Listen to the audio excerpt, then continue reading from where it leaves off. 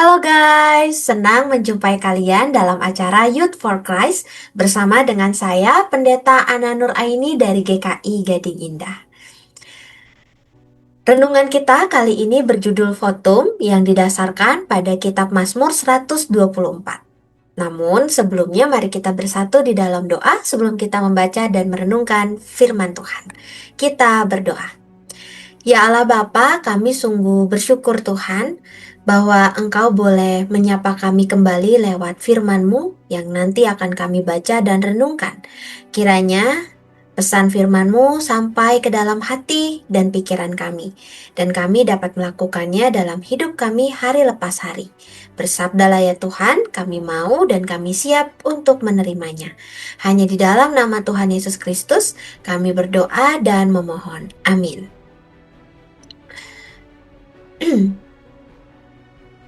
Guys, yang menjadi pusat refleksi kita adalah Mazmur 124 ayat 8 yang berbunyi demikian. Pertolongan kita dalam nama Tuhan yang menjadikan langit dan bumi.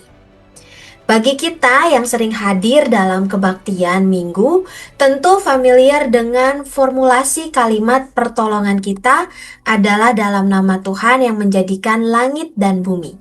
Kalimat ini merupakan salah satu formulasi pembuka kebaktian yang disebut votum.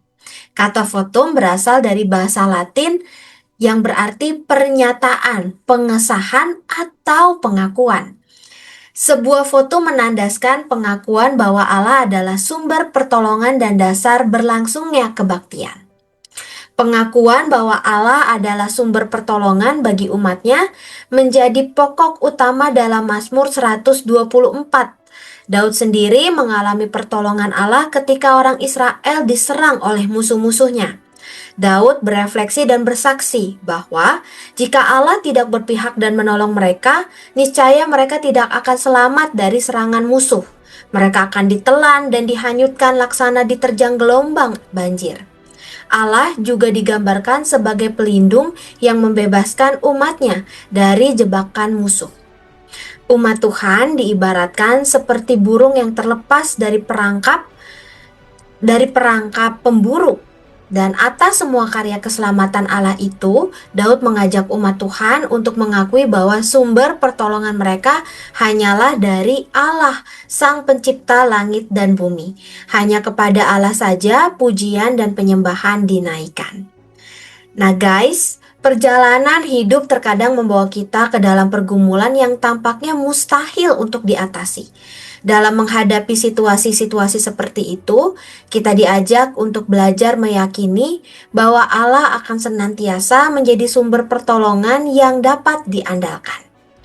Sebagaimana Ia telah menolong kita dalam berbagai pergumulan di masa lalu, demikian pula Ia akan terus melindungi dan menolong kita dalam pergumulan kita pada masa kini. Demikianlah renungan kita pada hari ini. Mari kita bersatu di dalam doa. Ya Allah Bapa di dalam surga, kami percaya dan meyakini bahwa pertolongan kami datangnya dalam nama Tuhan yang telah menjadikan langit dan bumi. Kami bersyukur akan pertolongan Engkau yang terus hadir dalam hidup kami. Kiranya Tuhan, setiap pertolongan yang Tuhan berikan, kami dapat peka merasakan dan mengalaminya, dan mengucap syukur atasnya. Bahkan itu yang mendorong kami, bahkan membuat kami untuk terus hidup bergantung dan hidup di dalam Tuhan. Tuhan, berikan kami kekuatan dan kemampuan untuk terus mengikuti kehendak Tuhan dalam berbagai situasi dan kondisi dalam hidup kami. Kami menaikkan doa ini hanya di dalam nama Tuhan Yesus Kristus, Tuhan dan Juru Selamat kami yang hidup. Amin. Guys, itulah renungan kita pada hari ini. Jangan lupa subscribe, like, dan bagikan video ini kepada siapapun yang kalian kenal dan jumpai. Tuhan memberkati. Sampai jumpa.